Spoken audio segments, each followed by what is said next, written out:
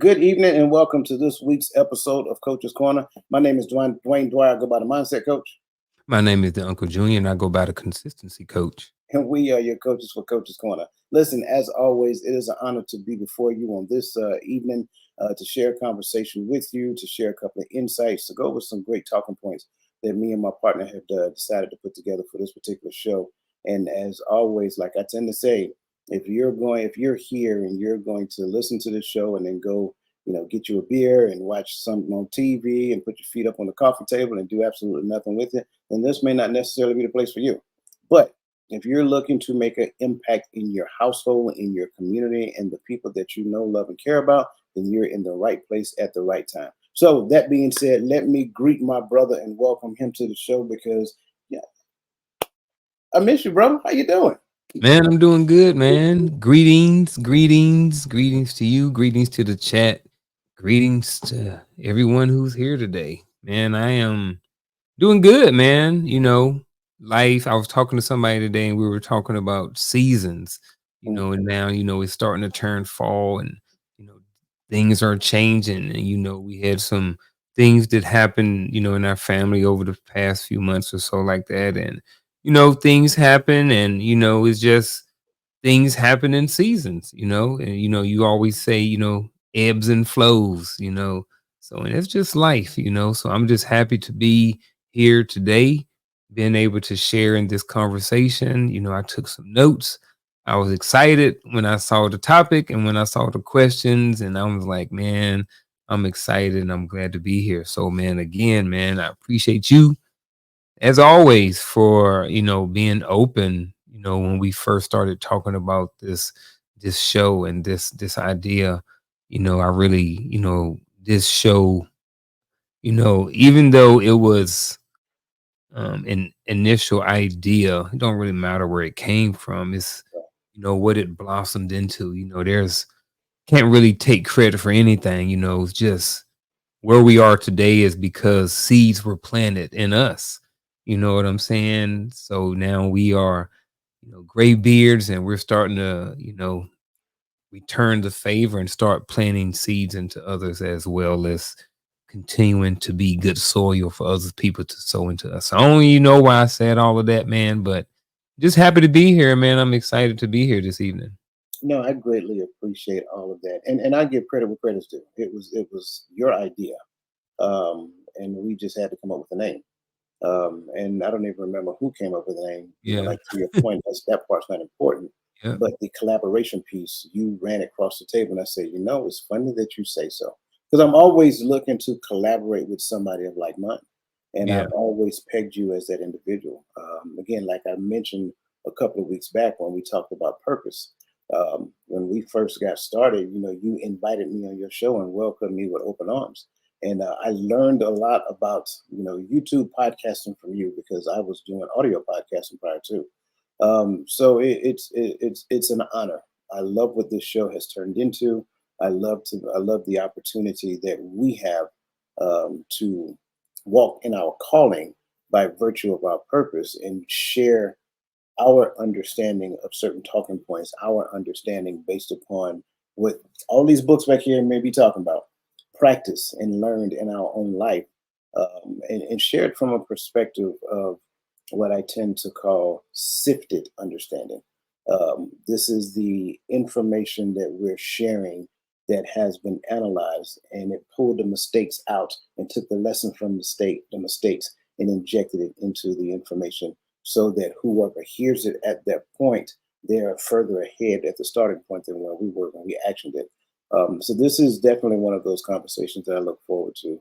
And again, as I always ask you, we can talk business, we can talk family, we can talk community, because I think leadership is leadership is leadership.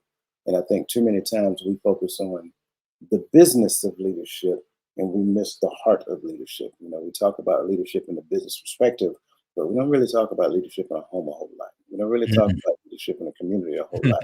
And I think Yeah. that's the missing link when it comes down to it. So thank you for all that you do, and the energy that you bring to the platform, not just on Coach's Corner, but also on Friday nights on the Hearts of Men podcast as well. Because, like I was telling you before the show, I greatly appreciate it, and I greatly appreciate you. Um, before we get, Respect. yeah, before we get too deep into the bromance, right? Yeah, Let me acknowledge those beautiful people over there in the chat, man, because we greatly appreciate you guys. And as always, we look forward to your insights. We look forward to the things that you bring to the table based upon your expertise, your perspectives, and some of the lessons that you have learned and are currently learning in the workplace. So, that being said, without further ado, I think it's about time for us to get this party started. man. Let's get the party started then. Right? I love. Leadership is often viewed through the lens of power, control, and authority. But true leadership goes far deeper than that. It's not just about the ability to make decisions or delegate tasks, it's about mastering yourself, serving others, and leaving a legacy that transcends anyone, individual, or title. In today's conversation, we're diving into the unmissable truths about leadership, the things that you need to understand. Whether you're leading in business, your family, your community, or even in your personal spiritual life, these truths are universal. We'll explore how inner mastery shapes outward leadership, why vulnerability is a strength, and why leadership is not defined by success, but by how we handle failure. Through real world examples and scenarios, we'll challenge some of the most common misconceptions about leadership and get to the heart of what it truly means to lead holistically mind, body, and spirit. So, if you're ready to rethink leadership in a way that will not only change how you lead, but also transform how you live, this discussion is for you. Let's uncover the profound, often jaw dropping truths that every aspiring leader needs to know. So that said, bro, I mean, I know that both of us are certified coaches and trainer, speaker, coaches, and trainer by the John Maxwell team. And, a lot of our background when it comes down to leadership is very similar. We both spent time in the military and things of that nature, did the John Maxwell thing, and we're kind of operating under um, the learned lessons from those arenas. You work a lot in the school system. I work a lot in the government school system. So again, it's a lot of similarities in what we tend to talk about. And so as we go through this conversation, I want everybody who is listening, you're going to get 5 key points, and they're going to be spelled out clearly. And so for my brother, the first point we're going to bring to the table is leadership begins with inner mastery, not external control. Now, I know for a fact, because you was in the military, I know you've seen it the other way around. We may have even done it from the other side of this as well. And we have several leaders to where they've displayed both inner mastery and in some on some hands they've explained they displayed external control over that inner mastery.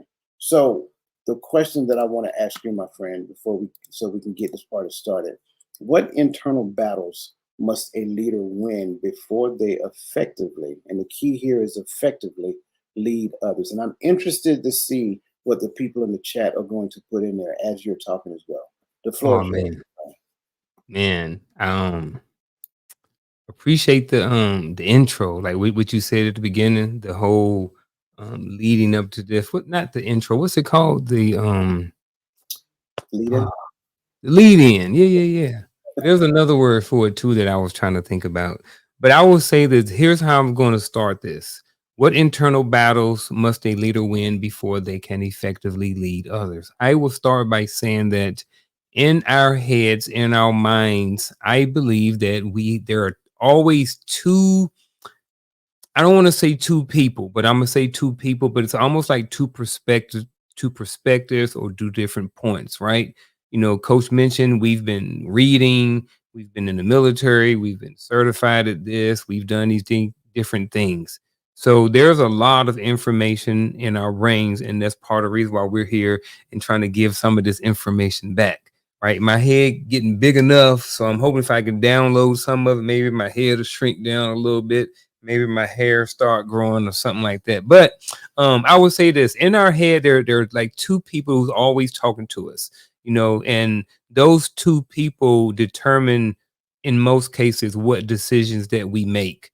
So in our head, there is somebody that is strong in a lot of cases, and then there's somebody who's weak, especially when it comes to our weaknesses. So the thing about our mind is our mind knows all of our weaknesses. So you can't really get away from it. Your mind knows if you got a thing for women, your mind knows if you got a thing for men, your mind knows if you got a thing for alcohol or porn, corn, whatever it may be, your mind knows. So during those times and when those things come up, there's someone saying, hey, don't do it, and there may be someone saying, do it. Whoever's stronger, that's what decision you're going to make. So what I'm saying all of this for is this: you have to win the battle in your mind. If you cannot win the battle of your mind, you will have a hard time being an effective leader. You can be a leader, you can be promoted or put into that position as a leader, but that does not mean that you will be effective. That does not mean that all of your missions will get accomplished or even accomplished with a high percentage. It does not mean that I don't know. I don't know what I agree to go with this, but I just want to start right there because I think for me, you starts with winning the battle of the mind. Mindset coach. Man, listen. I mean, I just had to pick up my pen and started writing when you started talking. And I'll be honest with you, where you went is very similar to what I was thinking. And I'm not surprised. I really am not surprised at all because that's how synced we are. And as I was listening to you talk, I literally heard you talk about imposter syndrome without saying imposter syndrome. You know what I'm saying? Like I think a lot of times Can we just do a show on that? I think we did probably a few We months back. talked about it. We probably need to do an imposter syndrome over here as well. Mm. So I think that'll be a good idea. But I kind of break it into three categories. The battles that a leader must win before they can effectively lead others is the psychological battle, the mental battle, and the emotional battle, right? Because that's exactly what you was just saying. First and foremost, psychologically, I need to be in a space psychologically to where I'm not dependent upon you to make me feel safe psychologically. Now, I know a few weeks back we talked about psychological safety in the workplace, and that is a thing. But it also looks different when I come to work needing you to make me feel safe at work. That's a whole different, that's totally different. So I need to be in a space psychologically to where not only do I have a good understanding of like who I am, but I also need to have a good understanding that, that all of this stuff is working in its proper fashion. I don't need to be in a space to where I walk in the room and I automatically think Mr. Martin is thinking something bad about me. Mr. Martin don't like me because he didn't speak to me. But you see what I'm saying? All of those things tend to work itself out back here. And then next thing you know, mentally, now from a mental perspective, how I'm processing information. Because I am processing information in such a way to where I'm not necessarily looking at the glasses halfway being full, I'm looking at the glasses being halfway empty. So now from that perspective, it's like it doesn't matter what comes to the table. I am always looking at the negative side of things. I will process it that way, and then I will emotionalize it in real time to such a degree that I become like almost toxic in the environment. So as a leader, all of those things have to be intact because people are dependent upon you to have yourself together from a psychological perspective, from a mental perspective, and from an emotional perspective. Because at the end of the day, if you're not that, then you're going to literally have your people walking on eggshells all day long. You're going to have people in a stressful situation constantly all day because it doesn't really matter what's going on, what time of day. I need it right now. This is hot. This is hot. Everything is hot. Well, if everything is hot, then nothing is hot. So what we have to do is make sure that all of these things are operating in its right capacity. Let me kind of change gears like this. I think too many times in the space of leadership, like people are fearful to ask their boss a question about instructions that were given. There's nothing wrong with asking your boss a question for clarity about the instructions, especially if I know my Manning roster. And you know how we used to do it in the army. We had a troop to task. So a troop to task will let me know how many people I have in my formation a day and where everybody else is at. So if I only have 10 people based upon the 150 people that I originally started off with, and then you give me a tasking and that tasking calls for 30 people, I can't do it. I can give you some, I can put some on it, but I can't do it. So I think sometimes, too many times, especially this day and age, leaders, people in leadership position, they're fearful to ask their boss questions for clarity or even say we don't have the manpower to do that because they're not psychologically stable at that particular point. They fear their boss just simply because they make more money than them. For what? That's a person just like you. So work on PME, psychological, mental, and emotional. And I think when you win those battles, then you can become an effective leader. I do not disagree with any of that. One thing I want to add too is something that I personally had to deal with, and that was the internal battle that I had to deal with, and that was self doubt. You know, once I got promoted to E5, I ain't never been an E5 before. I didn't know what to do. When I got promoted to staff sergeant, I thought I knew what I was supposed to do, but I didn't. And then when I got promoted to sergeant first class, oh wow, that was totally different animal, way different than E5 and E6, you know. And I didn't think internally that I was ready, but I wanted the promotion because I wanted the money. Just be honest, most of us chase promotions for the money, not necessarily for the responsibility or the internal battles that come with being a leader, you know, especially being an effective one. You know, I would say that early on, I probably didn't have all of those things that you said. You know, I think I developed them as I started maturing as a man and as a soldier and as a non-commissioned officer in the military. But I definitely say I struggle with probably a bunch of internal battles, and I know I did, and I know I probably was effective in certain areas. You know, I think that most leaders are effective in certain areas. You know, I think as you grow and as you mature as a leader, you become effective in more areas. You know, so sometimes people say, "Oh man, he's ineffective." He may be ineffective because that may not be his area of expertise. You know, but then you put him over here, and he can, he doing his thing. You know, so um, I just wanted to add that to the conversation. No, I'm glad you did because I think what you share, most people experience. Like I knew for me that the Army promoted based upon potential, Mhm. but it wasn't that we would compare ourselves to the potential that the Army suggested that I had. We would But compare ourselves to our peers and see how they're behaving and things of that nature. So for me, I was a perfectionist. I put a lot of pressure on myself and I literally ran around like a chicken with my head cut off until I got my feet up under me.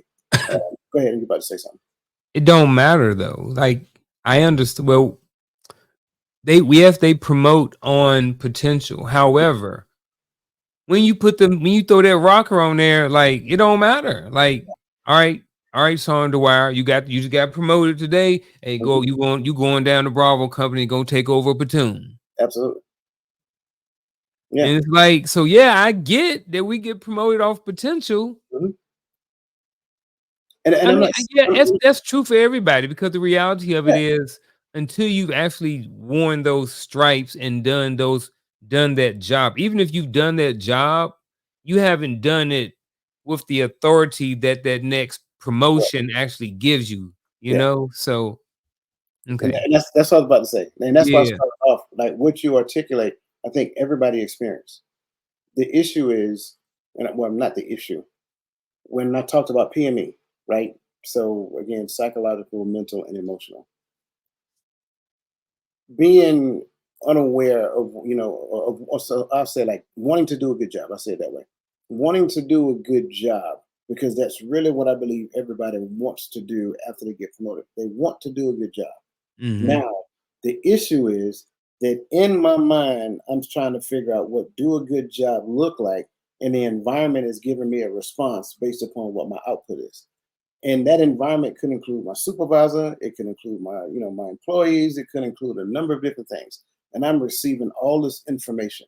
And the information that I'm receiving back in the environment may not necessarily line up with what I got in my head. And maybe the problem for me is not the environment, it's what I got in my head. Maybe I've set the bar too high for me for day one of the promotion. You see what I'm saying? So I think everybody goes through that initially until they get to the point of what I tend to call progressive maturity. Whenever a person gets promoted, they're going to be immature in that new promotion. Once they get their feet under them, once they relax a little bit, they start processing it and start, like we used to say in football, the game slows down for you.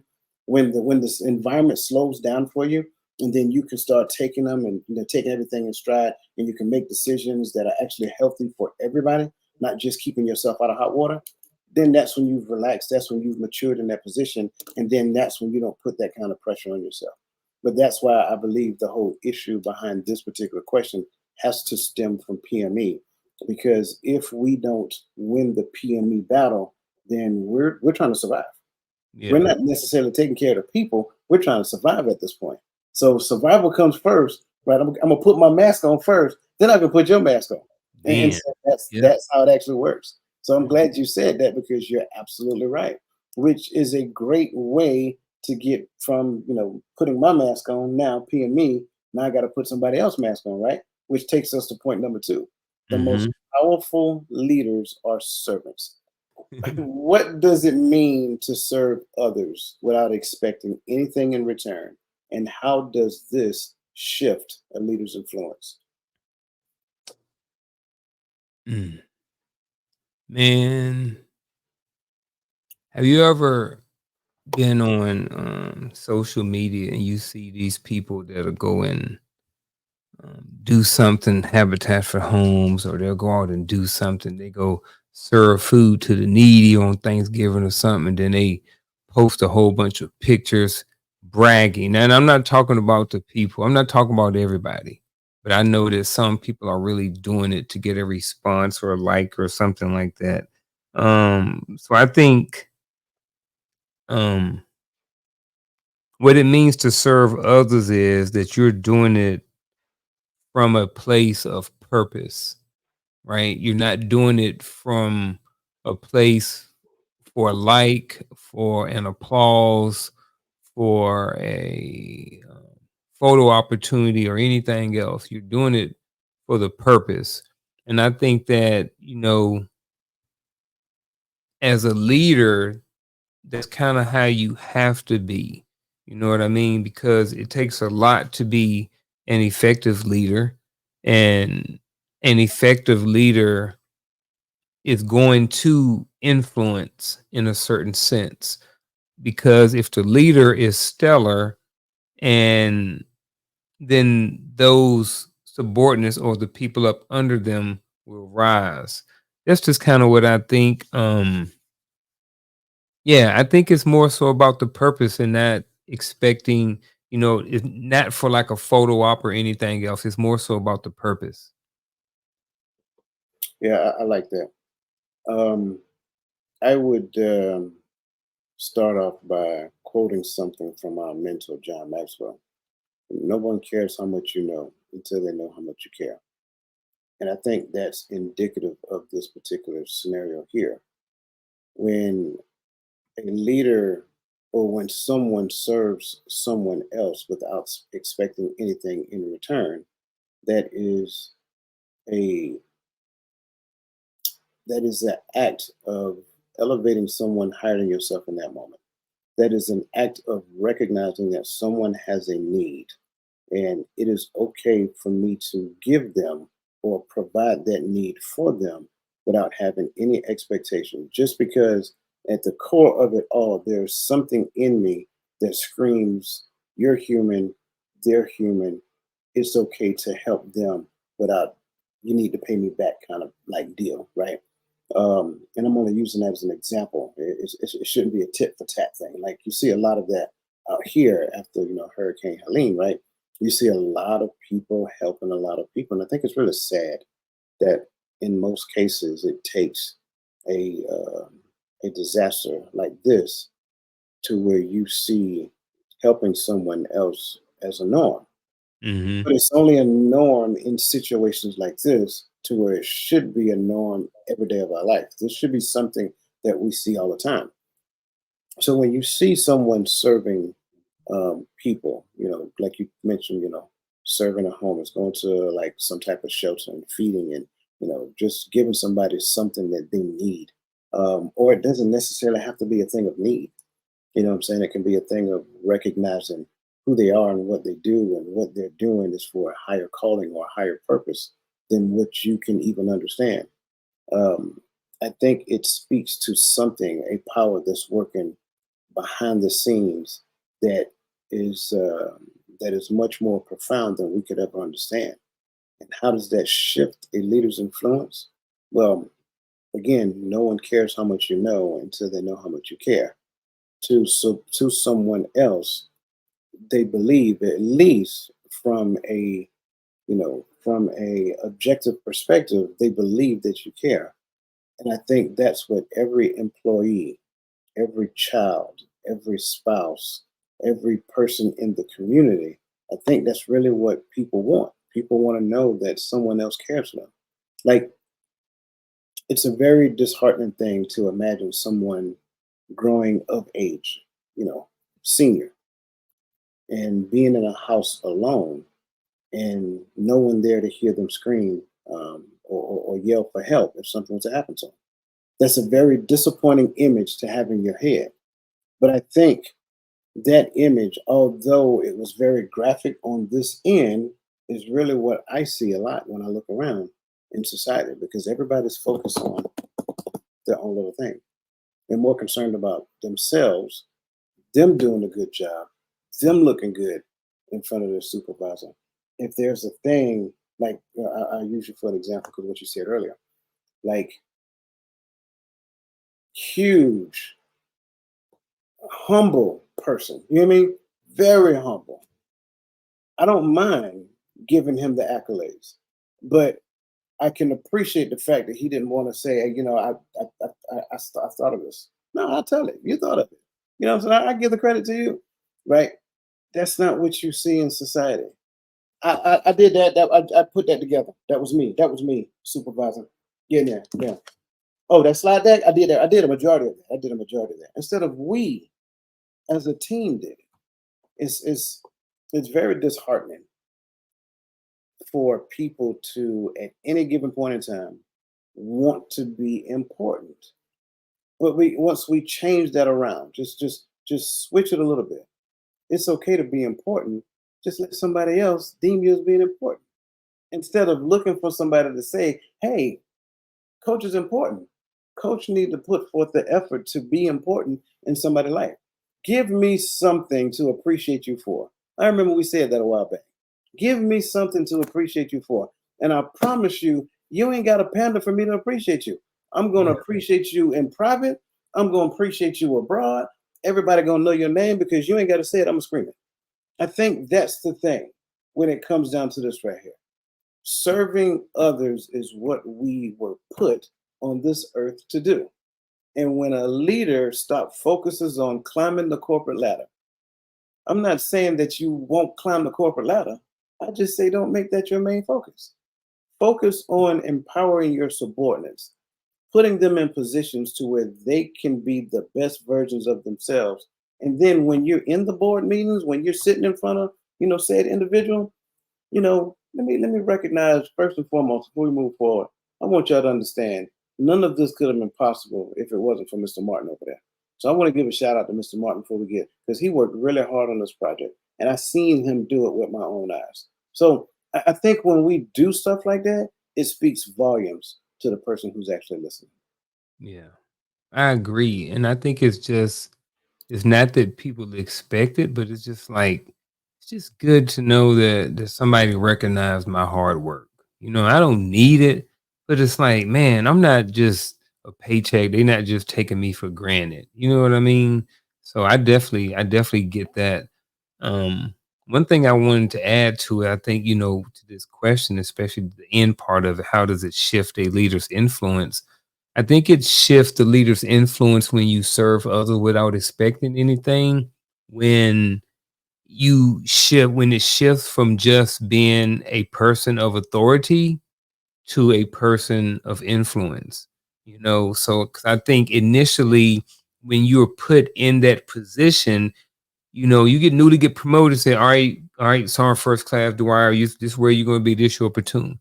All they know you as this brand new Sergeant First Class. They know you as a person that is in a position of authority over top of them. Over time, it shifts to influence. It's not necessarily influence. Most of the time, it's not influence. First of all, it's usually just I'm doing what the boss said to do. So I think that's what I wanted to add to this, that I started thinking about a little bit more, right before you started talking and a little bit while you was talking. So I was still paying attention, but I was still gathering an extra thought too. No, you're good, man. You're good. And I think every leader wants to be remembered when they're long and gone, right? Um, the company continues on when you retire. Um, the children, they move on, they grow up, they become Yeah. adults, move out the house, they go have their own life. Um, I think everybody wants to be remembered, but I think the key to being remembering, the key to being remembered is giving people something to remember. I think a lot of times what we do is we in our minds, we're like, oh, I gave Mr. Martin this book. He should be able to remember the day I gave this book. This book, you know what I'm saying? This book $10. You know what I'm saying? This book meant something. It probably meant something to me, but I gave it to him. It should have meant something. Did he even want the book, first of all? Yeah. You see what I'm saying? Did I do a little something to show him that I appreciate it? Did I get it engraved with his name on it? And I'm just talking about this book, obviously, because it's in my hand. But did I get it engraved with his name on it? Did I put a special, cover on it? Something that makes it last longer, something to show him that I appreciate him, things of that nature. It's kind of like what the Army used to do, right? When we were PCS, they would give us these little things, these plaques, Trinkets. trinkets. Yeah, absolutely. It's like just like Coach got all those medals on the wall back there, Got right? one right there. Yeah, there you go. That's from And and Korea. and I bet you there's a story that goes along with each and every last one of them. I met Shell in Korea. See, and so I say that because the best memories that we have some type of emotional affiliation with it. So if a leader wants to be remembered, not that you're doing it to be remembered, but if you want to be impactful in a person's life, then do something that touched them, right? Do something for them that they'll never forget. You know what I'm saying? Go the extra mile to help them get something that they were really striving for. Be a part of their own development plan. Like when you're doing your, what do you call it? Your, oh man, your performance, not performance evaluation. When you're establishing your performance measures, have them put a performance measure in there for themselves personally. And then now you become a accountability partner for that particular performance measure as well. So it's not just I'm focusing on what have you done for the company lately, but are you doing this thing? You haven't started yet? Okay, how can I help? What do I need to do to help you get this thing started and off and going? And I think that's the thing. Because now at that point, that subordinate's like, man, you really care about me doing this thing, right? You said you wanted to do it. So if you want to do it, I want to help you do it. Now, and in the end, I want to celebrate with you when you get it. So I think this is a very important one, and I know we got a little long-winded on it, but I think it's that significance because if leaders can just get this one thing right here right now, mind you, in order to get this one right, you got to get PME right. Yep. You can't do this when you're worried about self. If I'm constantly focused on self, I, I mean, even if I'm doing something for somebody else, I'm doing it for the wrong reason because I want you to appreciate me as a leader. No, that's still the wrong reason. It has to Yep. be all about them. So, speaking of that, your leadership Mm. legacy is defined by how you handle failure, not success. And I think this one is another good one as well. In what ways can a leader use personal failures to inspire and strengthen their followers? Um, The thing about personal failures is it shows that we're not perfect, right? There's room for improvement. Everybody does it. Like, it's okay. Certain things. Now, it's not okay to continue to fail, you know, but it's okay to have failures and then learn from them. Like you started talking about the show in the beginning, talking about all the books and all those different things. And then now, kind of sort of, giving those, learn these certain things and then kind of give that information back, with give back with the lesson pulled out and give the lesson back, so and that's kind of how I'm looking at this right now, because we all fail. Like there ain't nobody, there's only one there's only one person who's never failed ever walked this earth, and that ain't nobody that we actually can talk to. Your mama failed, yep, she messed up. Your daddy didn't fail, he didn't messed up before. You know what I mean? That's okay. You know what I'm saying? It is okay. It is okay to fail. Now, let's be careful. All failures don't necessarily need to be talked about. Selective about what you choose to share when it comes to your personal failures. I think this kind of goes into a little bit about being vulnerable, you know?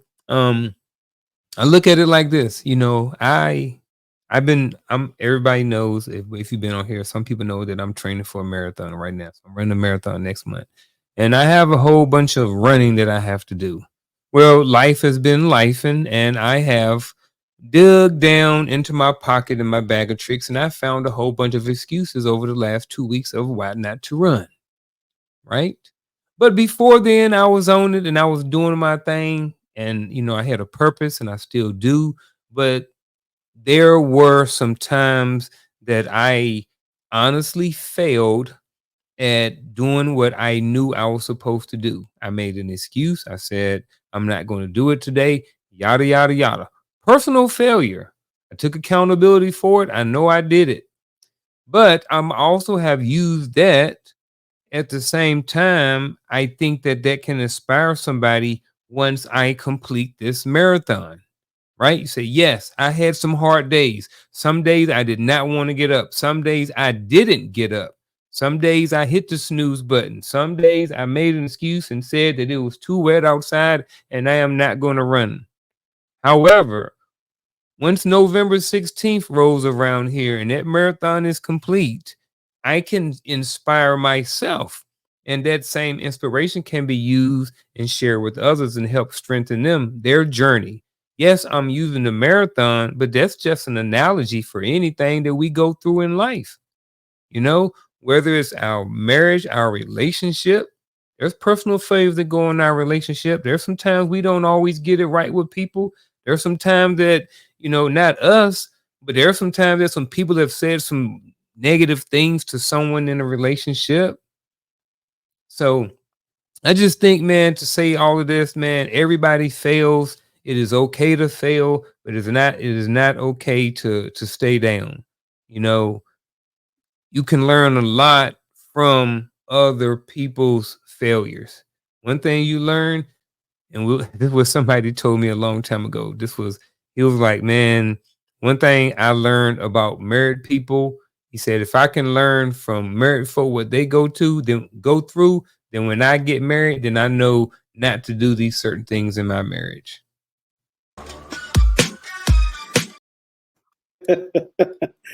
Listen, man, I love how you started off just now.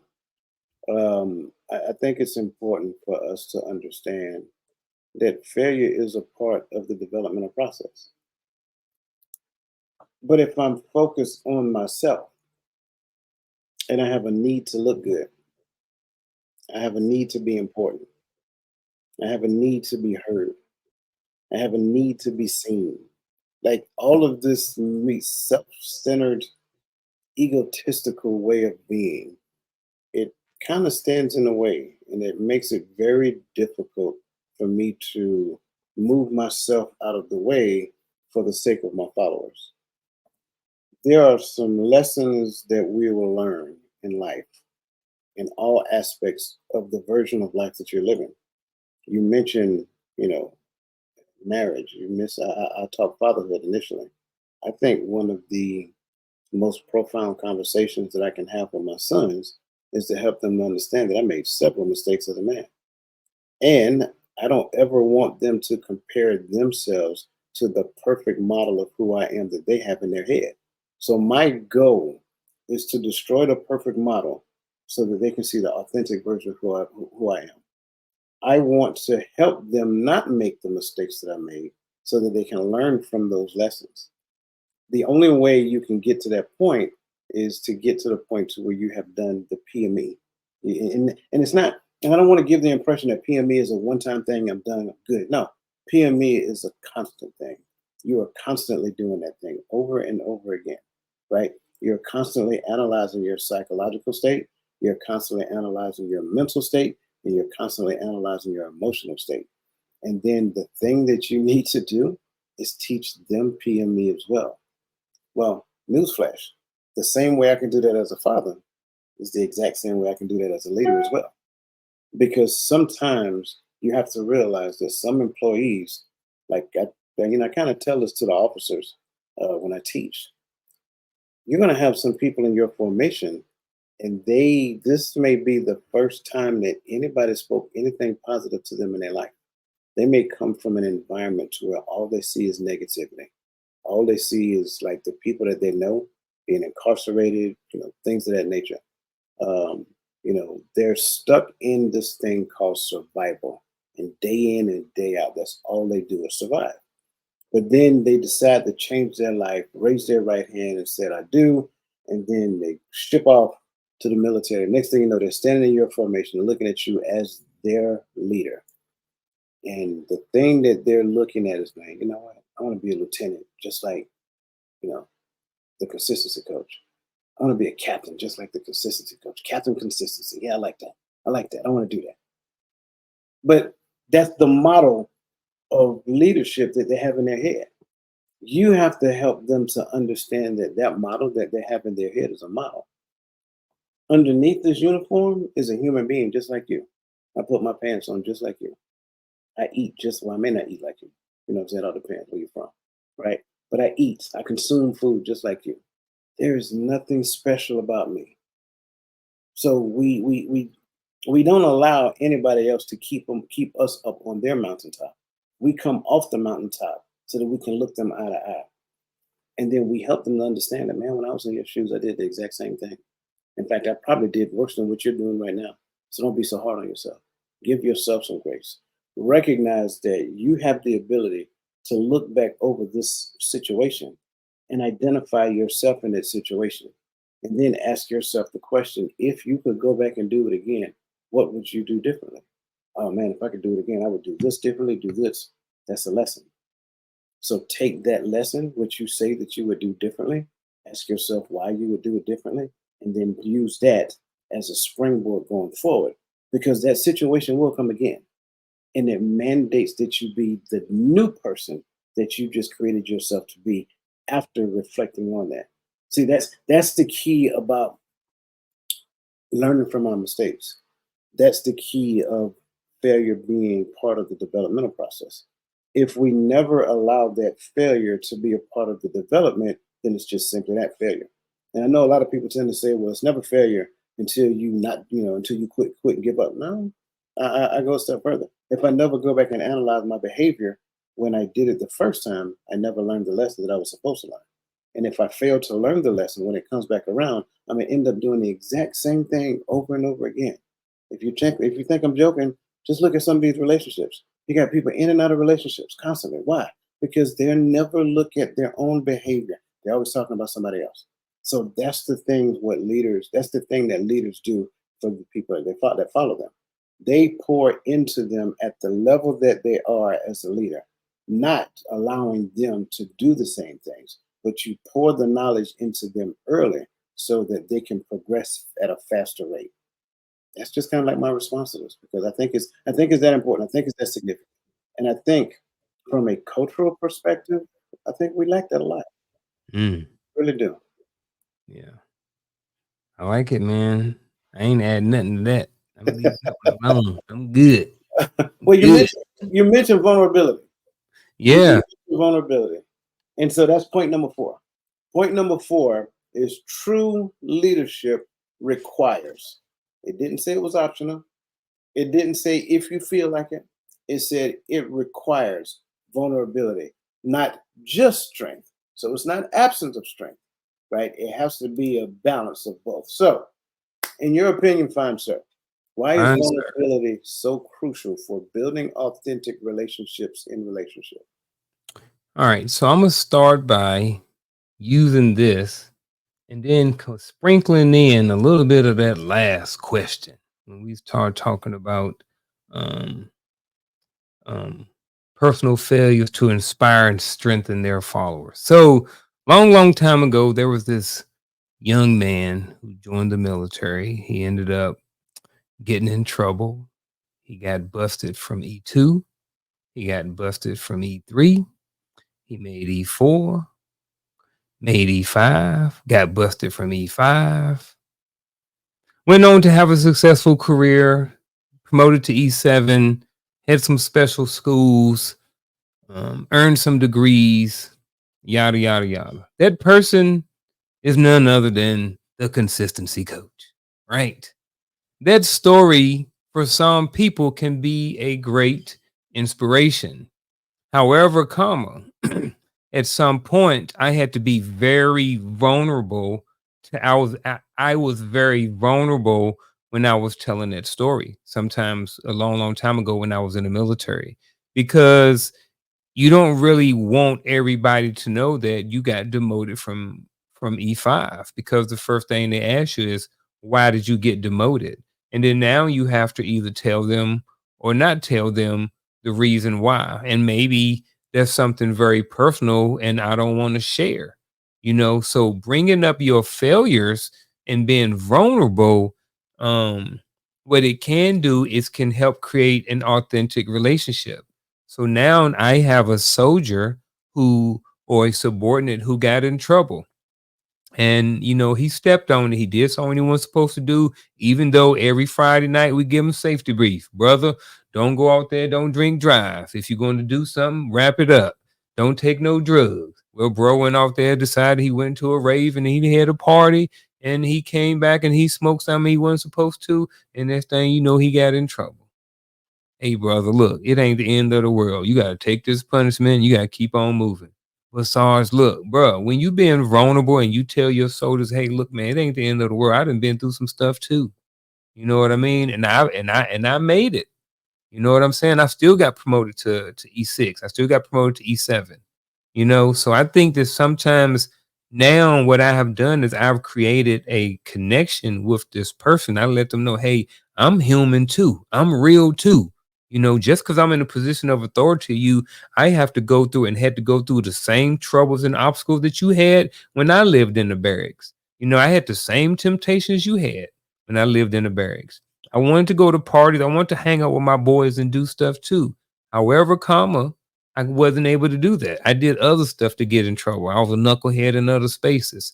But little guy, soldier, subordinate, team member, whoever you are, you can bounce back from that. So I just think, when you can be vulnerable about certain things, I think it can help build an authentic relationship because now they can see sometimes themselves in you. They understand or they can see or at least have an example of a blueprint of someone who has been through turmoil or got in trouble or has had some issues in the past and still was able to bounce back and move forward.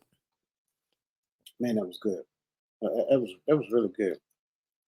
I like to look at this one as understanding what vulnerability is, and then I think that kind of make the Ooh, yeah, that part. yeah it kind of makes it come to life about why it's so crucial in building authentic relationships, and then we'll highlight the notion of authentic relationships because I think we're so accustomed to relationships being superficial.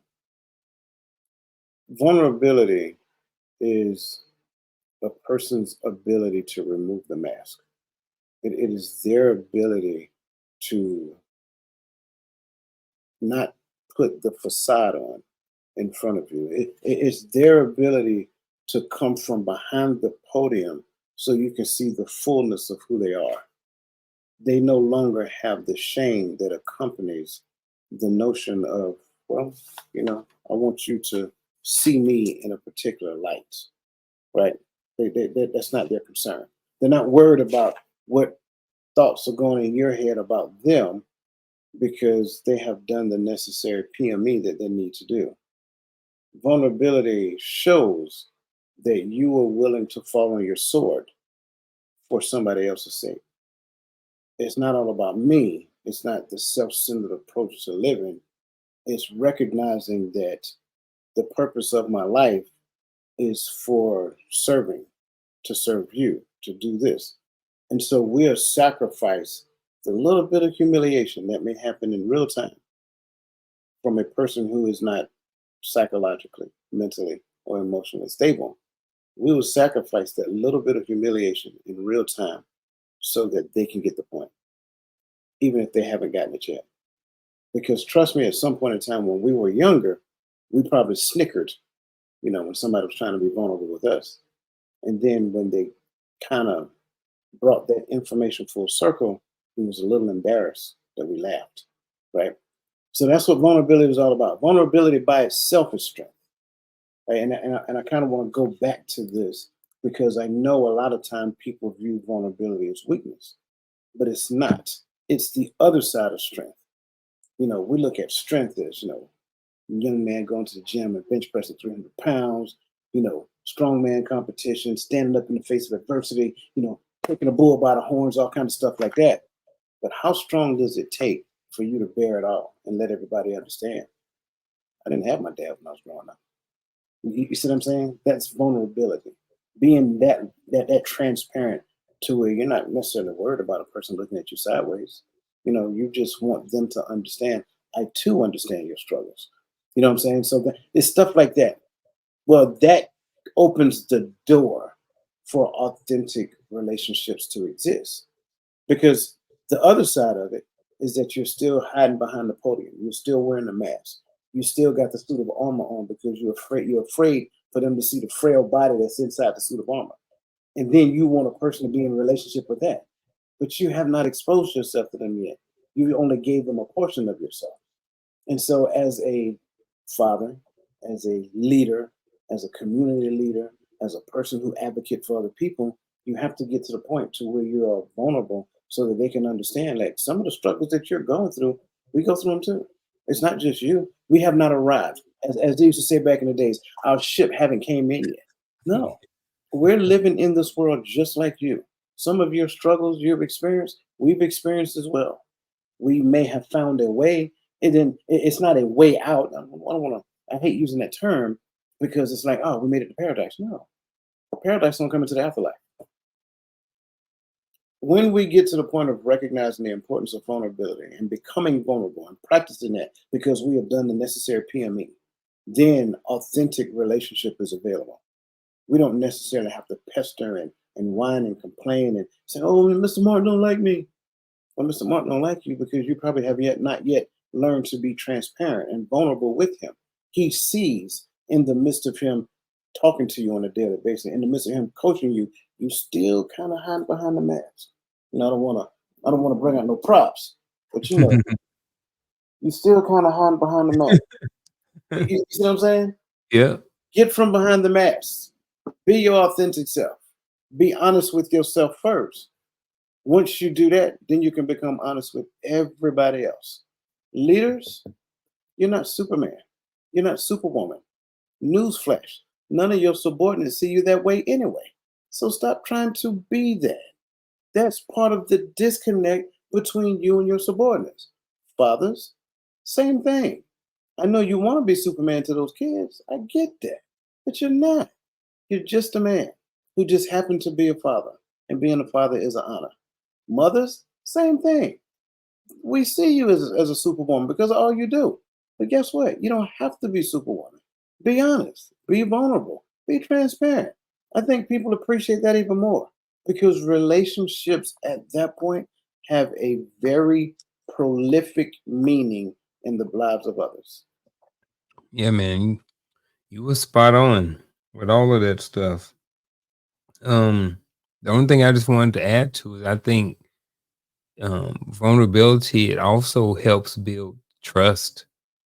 And I think trust is something that's very important in relationships, and especially when there's a leadership. When we're speaking about leadership, like if you don't trust your boss, I mean, everybody, most of us have been there. You know how it is when you got that boss that you don't trust, and then you know how it is when you have that boss that you do trust, and for most of us, especially, that has grays and silvers and stuff like that in our face, most of us have been on both sides of that coin, so I just wanted to add in that vulnerability helps create that trust that you're going to need for that authentic relationship. Absolutely. Platinum, by the way. Platinum. Platinum, yeah, yeah, yeah, platinum, We platinum. platinum. Yeah, we platinum now. Platinum. All right. Last question. I'm Last sorry, one. the last point. Holistic leadership focuses on the collective well being, not personal gain. And I think holistic leadership is an awesome talking point as well.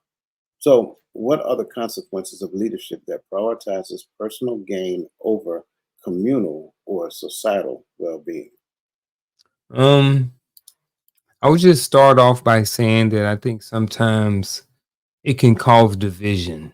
You know, if you look at a leadership, let's look at the family, right? Let's look at the family, the old school family, the traditional family where there's excuse me, the man is the head of the house, he's the leader of the house, the wife is there, and then there's a couple of kids and a dog in the house or whatever like that, right?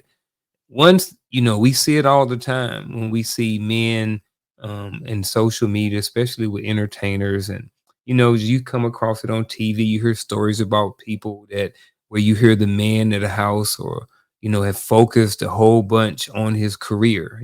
Yeah, he gave his wife, they went to the movies twice a year, and they did a mini vacation for 2 days, but he was working 14, 16 hours a day. He's missing out. He was prioritizing, you know, and focused on his personal gain over the communal or societal. And in this case, I'm speaking about the rest of his family, as being that communal societal portion of this. So, and I think that that's why sometimes you have relationships that end in divorce.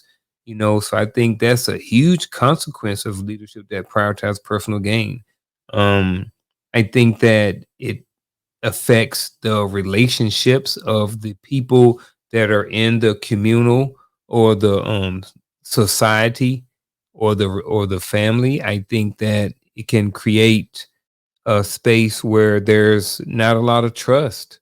When you have somebody in a relationship and all that they do is focus on their self, and for this, I know we're talking about the leader, but regardless of where you're at in that relationship of that family or job or whatever, like we all know somebody who they only focus on themselves. They're selfish, especially if you have a selfish leader.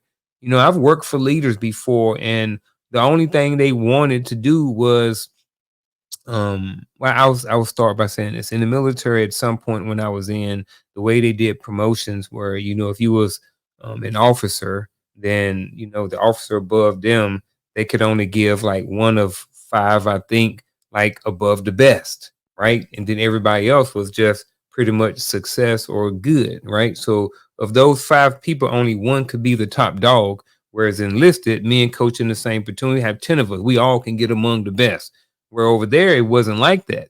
So what would happen, at least what we thought, was that we always had those commanders that sign us up for everything because they was like, I'm trying to be the number one. I want to be the top dog. I want to get that rating. So now every time there's a field problem, oh, we got it. Hey, we need somebody to do this. Oh, we got it. Always volunteering for stuff. And we had to eat all of that stuff. We're the ones working late, working in the code, working in all these different types of things because that one leader is focused on their personal gain over everybody else. So that's my little story to throw in with this question right here.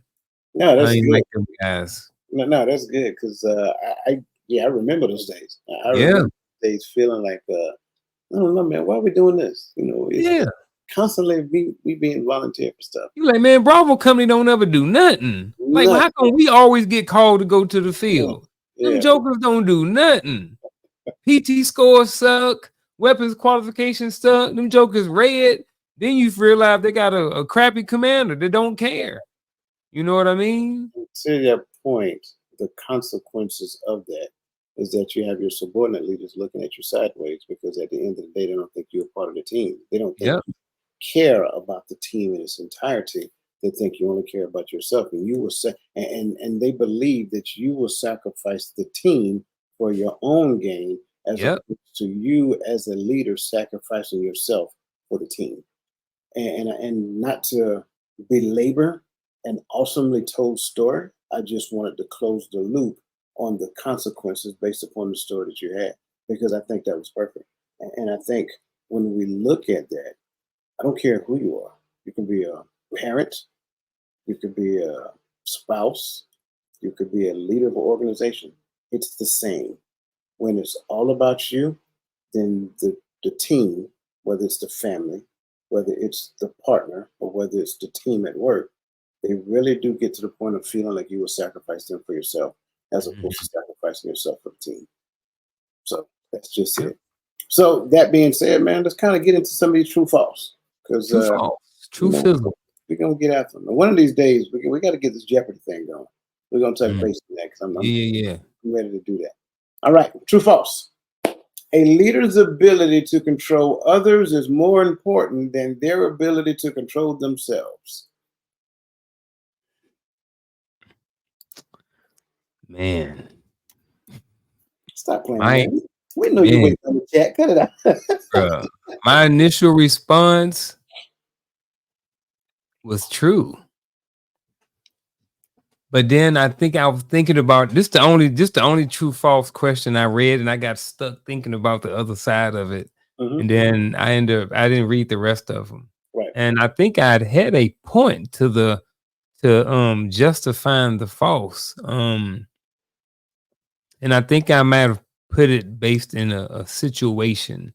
Sure. Um in the military, but it still may I think that it may end up coming back to controlling the leader's ability anyway. But let me go on it anyway. So I think that, if we look at the military, um we've had some crappy leaders. Hmm.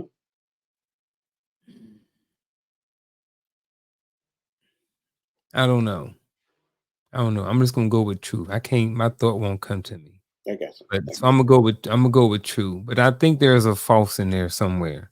But I can't confirm or deny it. So I'm just gonna stick with true, my final answer. I wonder what the chat got. Well, yeah, I think I kind of know where they're going with it. So the answer to this question is false, um, because it goes back Oh to yeah, that's what I meant. False. yeah. I knew. Yeah, yeah, Uh, yeah. I meant false. Yeah, yeah, yeah. False. Final answer. Self mastery is more important, but the key to this question is more important. And there's another word in there as well that kind of throws it off, and that other word is control. We can't even control ourselves. We regulate ourselves. So that's kind of like one of those things. But anyway, the answer is false. So if you In got the false, chat, probably looking at me all funny. I no, they misspoke. know. They know you be Hey, playing bro, most. what's wrong with Unc today? They know you be playing most of the time. Yeah. All right. Leaders who admit their vulnerabilities will lose the respect and trust of their followers. True or false? Leaders who admit their vulnerabilities will lose the respect and trust of their followers. And then I have one thing I wanted to add. I forgot to say earlier. Okay. Well, I'll tell you, I can add it while they type. add it. Um, the thing I forgot to add is what vulnerability is not. Vulnerability is not talking about what you did last night to your subordinates. Yep. Vulnerability is not showing your love life with your closest subordinate because you view them as a friend as opposed to them being your subordinate. That is 100% the way of losing respect for somebody you're supposed to be a supervisor with. Mm, I've seen that's that a happen true several times statement. in my army. Yep. So I will say that if we have to go with true or false, I'm going to say false. However, comma, we'll lose. I can't control all of them. You Right, know, I can't speak absolutes when it comes to this. So, but right. I think in general, the answer would be false. There you go. Very good. And you're right, because when I was a young PFC, private first Mhm. class, my best friend was a Sergeant E5.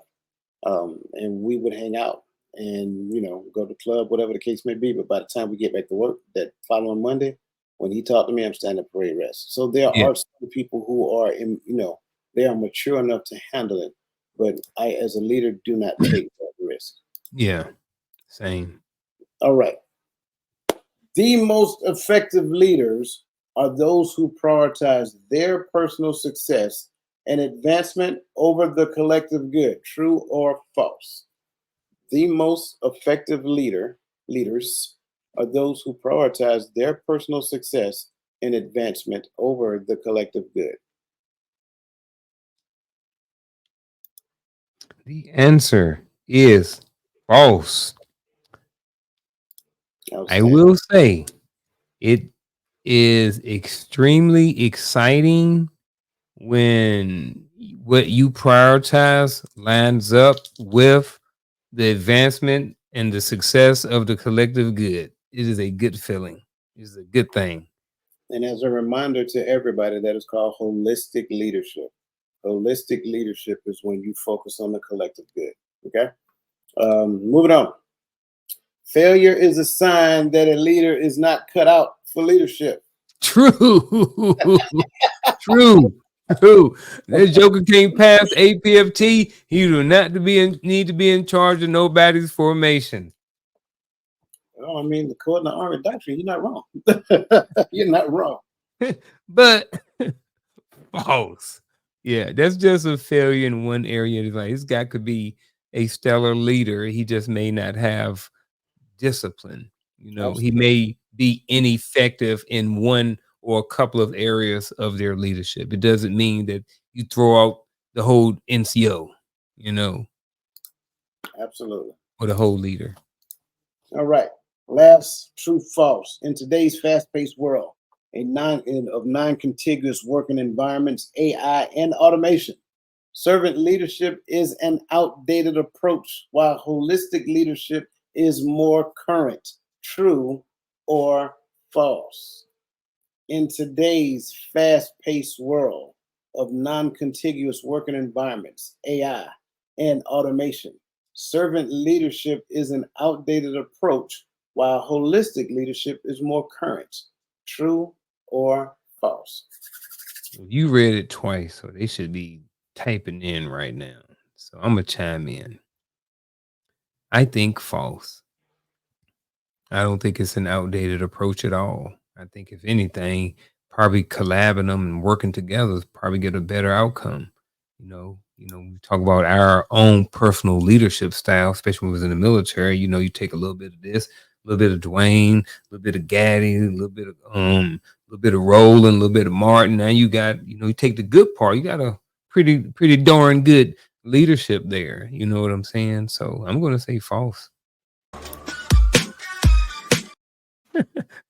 Spot on. Exactly what you said. There's no need to elaborate on what was perfectly said. No need. No need. So, that being said, that takes us to the coach's choice. I love it. Mm. Alex is a team leader in a community based organization dedicated to serving underprivileged youth. Recently, the organization was faced with a significant budget cut, causing stress and uncertainty among the team. Alex, who has always been viewed as a strong and confident leader, decided not to share their concerns about the budget with the team, fearing it would demoralize them. Instead, Alex worked late nights to come up with a solution on their own, but over time, the team noticed Alex becoming distant, stressed, and unapproachable. During a team meeting, a few members expressed their frustration about feeling left in the dark regarding important organizational decisions. One team member asked, "Why haven't we been a part of the solution finding process?" Alex, overwhelmed by the question, brushed it off and reassured them that everything was under control. But it was clear that trust had been shaken. Question number one: what was the primary leadership mistake Alex made? A, not working late, not working late enough to find a solution. B, failing to involve the team in the problem solving process. C, reassuring the team everything was fine. And D, delegating tasks to the team members. Mm. Duh, not working late enough. If that joker one, I had an officer one time told me that if I ain't working on a Sunday, then I was wrong. Mm, I'm just mm, like mm. the commander. I'm just like, sheesh. It's like, bro, and he even said that he's like, you know what? I probably don't have the relationship with my wife and my daughters I should, but um, if I need to call Chief Hines again because he was with me, but definitely not a man. What was the primary leadership mistake? B. Final answer? Only because that's the only option. So yeah, final answer. Correct answer B, failing to involve the team in the problem solving process. Alex missed the opportunity to build trust and engagement by not being transparent about the challenges and involving the team in finding solutions. Number two, what effect did Alex's stress and distance likely have on the team? Increase productivity among team members. Strengthen the team's trust in Alex. C. Created uncertainty and weakness. Created uncertainty and weakened trust in Alex's leadership. And D. Inspired the team to take more initiative independently. A B see ya Charlie all day. C Okay. created uncertainty and weakness and weakened trust in Alex's leadership. Survey says C. C it is, All folks. right. Alex's visible stress and emotional distance likely created an atmosphere of uncertainty, making the team feel disconnected and excluded, thereby undermining their trust. I think this might be the last question. How could Alex have demonstrated vulnerability in this situation to build trust? A, by reassuring the team that everything was under control, which is what he did. B, by asking the team to take over all the decision making, which is probably what he should have done. C, by openly sharing the challenges of the budget cuts and involving the team in finding a solution. And D, by taking a week off to handle stress independently. Yes. Or E, taking a week off to play Call of Duty. There That's you what go. I do. Man. It's C, Charlie, by openly sharing the challenges of the budget cuts and involving the team in finding solutions. They must be like a real team. He just must be like a, you know what I mean? Like just a placeholder type leader. Oh, well, you'll be surprised. Be I mean, surprised. they're trying to be funny. Some people get promoted so fast, but they never actually Yeah. get some of the necessary training that they're supposed to get. Yeah. But when it comes down to things other than business as usual, again, if I'm the leader, I don't necessarily feel like I'm equipped. I don't Yeah. necessarily, I don't want my team looking at me bad. So I'm gonna try to do it all myself. Yep. Happens more than we think. Get that. That probably was me at some point. Yeah, man. All right. That being said, that takes us to this awesome time here.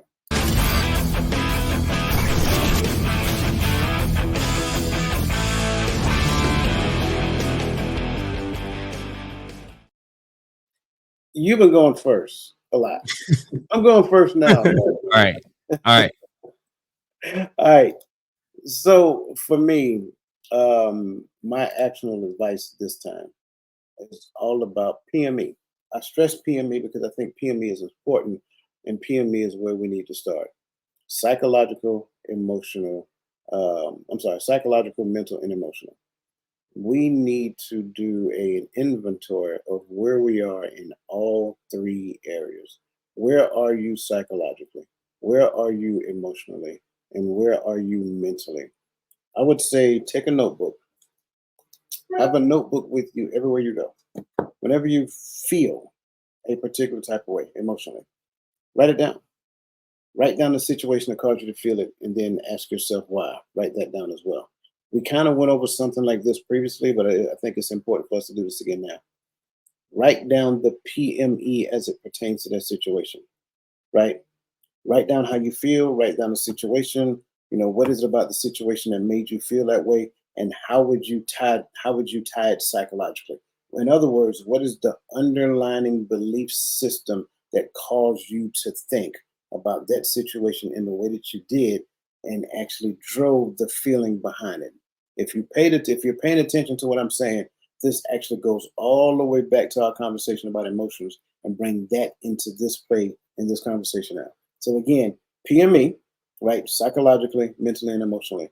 And every time you encounter a situation that doesn't sit well with you, then write it down, and then understand what it is, so that you can identify the primary belief system that made you feel the way you did in relation to it. This is not something I'm going to put a timeline on. I'm not going to say over the next week.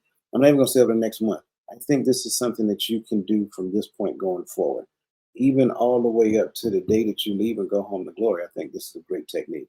And for me, that is my actual advice. My actual advice is to think about, now this is for the non-leaders or people who may inspire to be leaders. I want you to write down two things that you did not that or that you do not know about leadership, right? So that means you need to go and figure out, because everybody can tell you all the good things about leadership.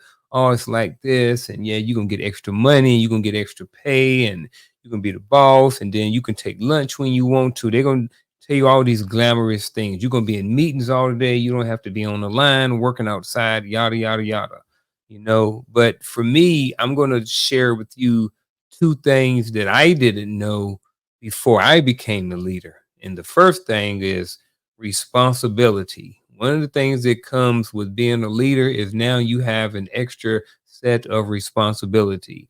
When you were a subordinate, you didn't have those responsibilities. Now that you are a leader, you're in charge of someone, you have a certain level of responsibility that now that even though things are not your fault, you are still responsible for them. So that's one is responsibility. The next thing is the power shift that comes from being in a leadership position. Coach mentioned earlier that he had a friend that was a higher rank than him. That was an NCO and he was an E3. You know, I'm saying that, sometimes when you get promoted, especially when you're with peers or you used to be a peer, there may be some things that different. Now that you have the power, you have the power. So some people abuse that power, you know. So, and the other side of that is now you may be looked at differently amongst people who are your peers. Oh, but look at him. He think he better than somebody. She thinks she better than somebody because she got promoted. So just understand that, two things I want to share with you that you may not know about being a leader until you get into a leadership position is that one, you're going to have a certain level of responsibility that's going to change once you're in that position. And two, there's going to be a dynamic power shift. So again, what I want you to do is go and do some research, read some articles, watch some YouTube or whatever it is you want to do, and look at something or figure out two things about being a leader that you did not know or that you do not currently know. Man, look here. That was so good. I was over here taking notes myself. Um, Listen, as always, man, I thank you. You add such great value during these conversations. And I wanted to make sure I acknowledge that here on the platform, not just backstage. But likewise, we also want to thank everybody in the chats, because you guys add such value to our conversations. You give us energy, and that energy is greatly appreciated. You add such Facts. value to our conversation. So, um, Anything you wanted to add, bro?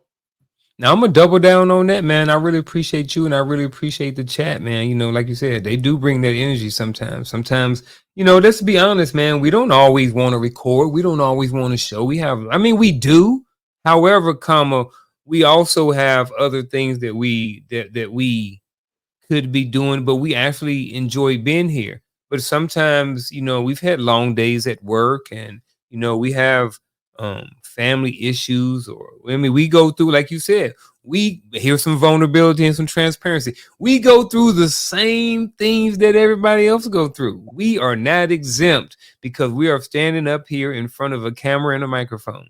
Yeah. We're not exempt. So we understand that, you know, just like you guys, sometimes, you know, you don't always want to show up, but you show up. I mean, I think we, for the most part, everybody shows up because they want to, but we also understand that everybody has lives outside of this, you know. So I really appreciate everybody coming here because, you know, on a Tuesday night at 7 p.m., it's a lot of other stuff to be doing. You know, people are winding down for the night, you know, not coming over here. Most people looking to learn something. You know, Yeah. we've been working hard all day, you know, so. But again, I want to thank them for staying with us. You know, we went over 22 minutes so far. But it is what it is, you know. Thank y'all for allowing us these extra 22 minutes. Yeah. And a special thanks to those people who are helping. Yeah. I can't tell you how much I appreciate it. And Unc knows, like, it's a lot of the stuff behind the scenes. Like, it's a lot of work. And Yeah. so for those of you who are helping out, man, I mean, we greatly appreciate that. So thank Yeah. you, thank you, thank you. So enough of that mushy stuff. That being Yep. said, listen, you guys continue to be the awesome individuals that you are. We pray that this information helps you moving forward. And that being said, have a great rest of your evening, and let the best version of yourself be a blessing to somebody else. Peace.